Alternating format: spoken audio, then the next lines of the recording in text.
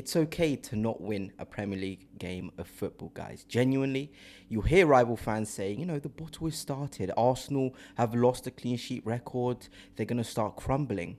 But you know my way of things. We're going to approach this video, analyze the game in a very constructive way. We'll talk about what Arteta could have done better. We'll talk about what went really well. Because I think on the whole, it was a game in which showed Arsenal can be a dominant force, even if this is a little blip in the road. Before I do begin, if you are new here, please do hit the subscribe, hit the like. It is always genuinely appreciated. And of course, actually, before I start, put in the comment section down below one non-emotional analysis of the game from you. Tell me one thing in which you can take away positively from the game, because it can be easy to sort of look at that game and be like, oh, a long ball, we weren't able to physically deal with it. An emotional game in terms of the fans right on us, we weren't able to deal with that.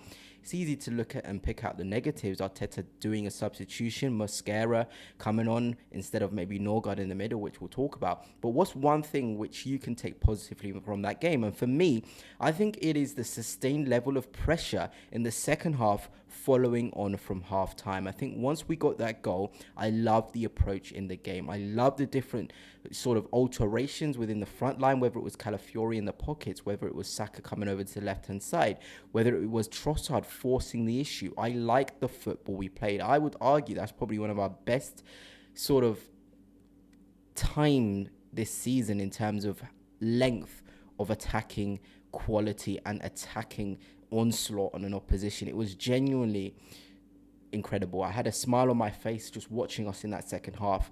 And, it can be easy to look at the way the last 5 to 10 minutes went in terms of the sustained long balls into the box, which Sunderland did.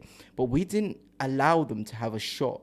From, I think it is the 63rd to the 94th minute, Sunderland didn't have a single shot on goal. And I know people will be talking about the fact we conceded twice, but to go to a team, this is where context is going to be really important, that hasn't lost at home across the Premier League season and nullify them from the 63rd to the 94th minute without a shot on our goal is absolutely incredible.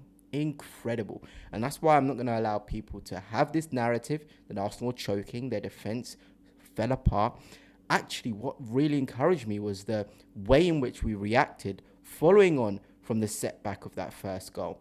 It can be easy to become really sort of haggard and sort of unstructured, but I feel as though there was still a structure towards us. We believed in the philosophy of Mikel Arteta and our attacking quality, that we could turn it around. And that's something which is a bit different. When you're looking at Arsenal of the past couple of seasons, and when we do face adversity, you often feel the belief isn't there outside of Saka that we can genuinely produce moments. I saw Martin Zubimendi picking up some phenomenal positions in that second half, really leading us forward in an attacking sense.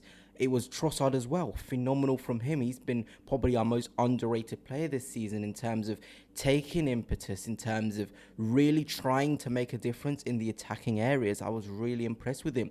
Even Calafiori, who on the whole didn't have a great game whatsoever, but just his movement and dynamism in and around Trossard and his off-the-ball movement was enough to encourage me. He created the space for Trossard to be as impactful and effective as he was in the second half. We can't just ignore that. It can be easy to look at the on-the-ball impact of Ricardo Calafiori, but off the ball, the way in which he moved and created situations for Trossard to capitalize was really impressive. You're then looking at the likes of Rice in there, really driving the issue forward. And this is an Arsenal team who are missing some key attackers. You're looking at our attacking line. No Gyökeres, no Havertz, no Ødegaard, no Martinelli, no Madueke. It's incredible, the list of attackers out for Arsenal. And we were able to still build sustained pressure on a team which hasn't lost at home. Yes, it is a positive outlook on things. I know we'll get onto the negative stuff, but it genuinely should give you more hope than doom that Arsenal were able to have such sustained pressure on a team without some of their key attacking players involved. It is very, very good. And we can talk about the negatives, and of course, we've got to talk about them. I think in terms of Mikel Arteta and maybe his uses of substitutions wasn't great, but you've got to also look at what's available to him, the emotional state of the game. Did he think the game state was something that Norgard could emotionally deal with off the bench? Dalman Harry Menanous, all of these players available, Waneri as well. Did he feel that they can come on and impact the game? Because we know they've got quality on the ball and off the ball. Whatever their best strengths are, they can genuinely help us. But within the context of the game, and this is where football has changed, there's a much more emotional and psychological look on substitutions, on changes, on alterations. You've got to take that into account. Would making those substitutions impact the team psychologically positively, psychologically negatively? And this is why I won't be too harsh on Mikel Arteta in terms of the substitution he made of Mosquera on instead of Norgard or Norgard on. I still do believe that if there is no psychological sort of disadvantage of bringing Norgard on, he should have been the change, because I feel as though the way you stop these crosses is by having a mid block. You know, you don't want these players to have time in those wider areas. You can trap them to play towards the inside as well. And I feel as though that's what Mikel Arteta tried to do by bringing on Mosquera. It would allow Timber to play a bit higher and force Sunderland to play through the middle, where we have our superior players like Declan Rice, like Zubimendi. So look, I'm already there arguing with myself on that change. And you can imagine how difficult it was. Actually, I was in a conversation with my dad and he was talking about, you know, Gabriel Heinz's impact on that substitution. There was actually a clip that showed of Gabriel Heinz talking to Mikel Arteta before that change. I can tell that there was these questions being posed between the two of them. Should Mosquera come on? Should Norgard come on? How do we force Sunderland to play more centrally so they can have less time to whip crosses in out wide? These are the tough decisions that managers have to sort of make, and it can be easy for us on the sideline to say this should happen, this should happen, this should happen. But genuinely, from an attacking standpoint, I'm genuinely very impressed with the way we took that second half, with the adversity, with the crowd, with Sunderland.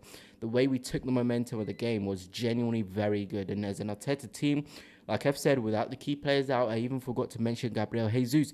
It is a very good statement to make. And obviously, the disappointment can come within the context of this season. You're looking at Liverpool versus Manchester City on Sunday, a game in which can really have some huge implications on the title race. And you're looking at Arsenal, can you extend that gap even more? But you're not going to win every game in the Premier League. It's probably the best time to drop points just before the international break. Give everybody this feeling, okay, we're not invincible. There is certain things we can still work on, because you can almost be clouded as a player with the positivity going around you that you don't have to lift your standards. And obviously these are professional footballers, and it will be kicked into them every single day that they must lift the standards. They must keep improving. But one thing is for certain, this is an Arsenal team that probably needed a little bit of a reset. But now my biggest question for us is, how do you react? Okay, we've drawn this game. Does feel a bit like a defeat in the context of how good we've been, but how are you going to react? Because the Arsenal teams of old, they'll lose 3 on the bounce. They'll drop points 3 games in a row. But can you have a reaction? And I'm confident we can with that second half performance, but with the return of key players after the international break. I genuinely believe, as Arsenal fans, 8 wins, 2 draws and 1 loss at the start of a Premier League season is something to be proud of. It genuinely is something to be proud of within the context of injuries, you know. And you probably say, you're always too positive. Why are you not picking out more negatives? Norgard substitution was one. Maybe first half, again, we got sucked into that slow-paced football. William Saliba, questions on his concentration in terms of his first touch, inviting players onto him maybe in terms of his technical security across the last couple of games. I think it's something to really ask of Willow, but ultimately, take a deep breath. Disappointing to not get the victory and draw, but a lot of positives to look forward to in the future.